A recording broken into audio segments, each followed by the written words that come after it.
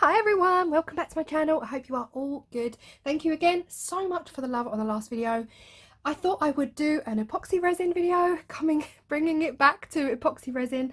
And yeah, I honestly have been waiting to use this mold since I got that first mandala mold from Molds and Shapes. They actually sent me two, but I never told you about this one. I was kind of keeping it a secret. And yeah, this is the second one they sent me. So this is the slate mold that they sell. I did a zoom close up at the beginning of the video. You would have seen in the middle here it says slate, and all of the edges here kind of come in like you would find on a natural slate tile. The edges are like rough and rugged.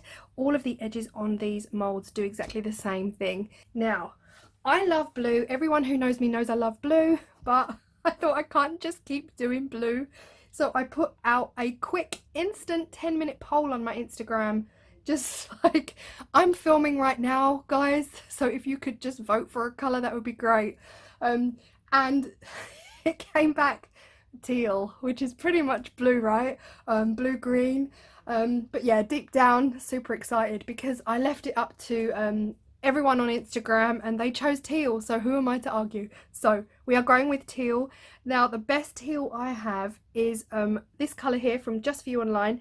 It is called Teal-It Sparkles, and I am telling you, this is such a stunning pigment. For some black, we're going to pour some clear, and I might even jazz it up with some silver foil and see how that turns out. But I'm going to stop talking. I'm going to mix up my resin. The resin I'm using is Vista Cascade. It's a 2:1 ratio if you have not used it before.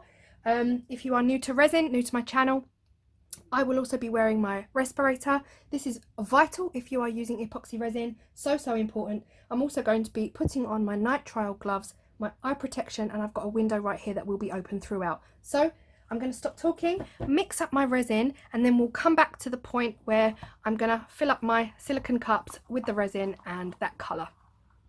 So my Instagram poll came up with black and silver alongside the teal, so that is the plan. I'm using black and silver from Arteza. I have mixed my resin already to save you guys watching that, so I'm just pouring it out into my individual silicone cups. If you guys can get hold of silicone cups, I really do recommend them, but I have to say the best time to clean them is the next day. Don't leave them like I do for a week because it's so much harder, and it really does come out really well the very next day. So I had absolutely no plan for this video apart from colours and using this mould. I didn't know where I was going. I didn't know what effect I was looking for, what patterns I was going to create. I just decided at this point, once I've mixed the resin, to just pour it, see what happens, see where my brain takes me, see what my hands do, and then I'm going to love the results. I decided early on I'm going to love the results. This is the silver. It is so lovely. So I decided to go with the black around the outside. Now, I already felt at this point that the resin was getting thicker. And as I was pouring, it was much easier to control because it didn't just all flow straight into the centre, which is what I was worried about. I didn't intentionally leave it very long. I think I just ended up mixing the resin, going downstairs and putting a wash on, do you know what I mean? And then coming up about 10 minutes later. But it wasn't fully intentional. I just get so distracted all the time. But this teal, it is very green. I think it's definitely more green than blue. And just even pouring the teal in, I just loved it immediately. And I decided at this point I would just continue going in circles. So I went black on the outside, followed by more teal, and then I poured the grey directly in the centre, and then more teal. Well, okay, teal directly in the centre. But yeah, and I just kept on doing that. I did that to all four of the coaster moulds. And then I used all of what I had left in the cup to just carry on. I also had some clear left in a container, so I wasn't sure at this point what I was going to do with that clear. I really didn't think I needed it, so I was just getting ready to pour it into a separate mould. But once I'd finished using up all of those silicone pots with all of those colours, just you can see now where the circle lines are created, and you know, just one colour after the other, just straight into the centre. No real rhyme or reason, I just decided to do it this way. I really loved the results. And then I decided that it was either a choice between leaving these to cure overnight, seeing what the resin does, and then just giving them a clear top coat. But then I thought, actually, I really want to see if I can pour that clear resin straight into the center, but actually from a height. So when it came to pouring the clear, I decided to pour it now.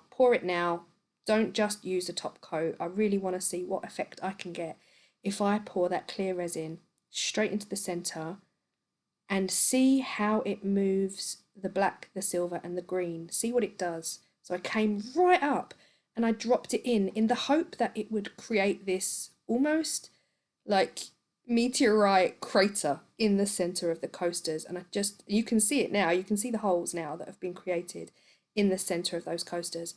I just don't know. I really wanted to see what it would do. I've not tried this before. It's not a particularly special technique. I just, yeah, wanted to have a play today and see what the results would be. So this is the second blast with the heat tool. Again, you've got to be careful with your heat tools, but I loved it. At this point, I thought, okay, they look like mini volcanoes in a forest, you know? All I could think now was forest. In the end, it was about half an hour later, when the resin had really thickened up, I decided to add the silver because that was part of the poll on Instagram. You know, the two winners with the same matching answers did both say a little bit of silver, please.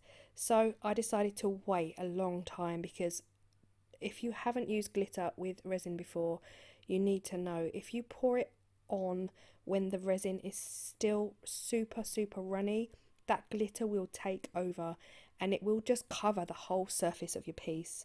So at this point, I left it a good half an hour before coming back in and just putting that glitter in the centre.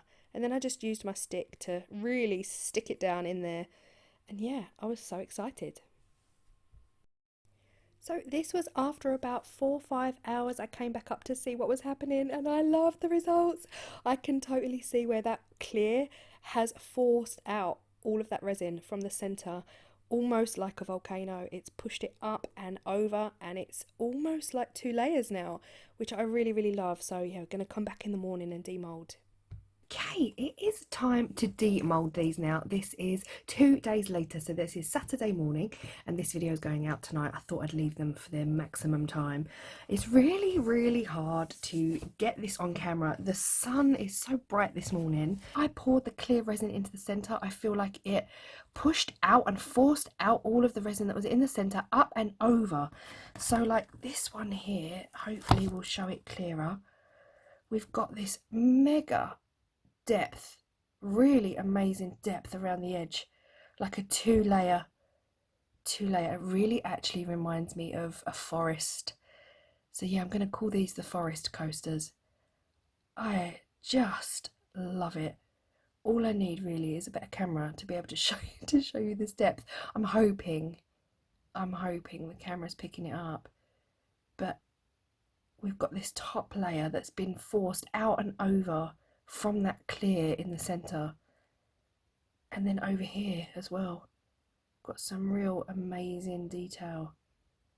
Oh, absolutely, I love them. They're so dark and foresty, and again that slate detail. Look at that, look at that.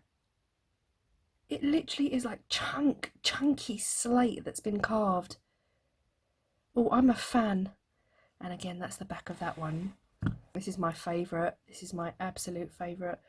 Again, we've got the detail at the edge there where it's been forced out and over. And here, I love that cut edge. Just love that cut edge. This one's pretty cool too. This one actually you can see it a bit clearer because it's the green that's gone on the top. So you've got this overlapping detail going all the way over. Love. And here, look, it's like, why don't I have vocabulary, guys? I don't have the vocabulary to describe. I need some more descriptive words. Oh, dearie me. But yeah, love the detail here and all the way around. But yeah, so that is those. I hope you've really enjoyed this one. Again, I didn't know where it was going. Just let let my hands pour whatever my hands decided to pour, and you guys chose the colour over on my Instagram, so thank you so much for doing that.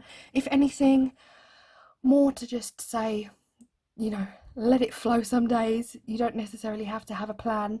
I feel like I'm so always planning, and especially with resin, I always have a plan. I always know what I want to do and hope it turns out for the best. Of course, we all know resin does what resin wants, so it doesn't always work out. But I think with this one, just going for it, asking you guys for the colour and just pouring and not actually thinking about it, has worked out. It's worked out because I love it. Okay, I'm gonna stop talking, and I hopefully will see you very, very soon. See you in the next video, guys. Bye.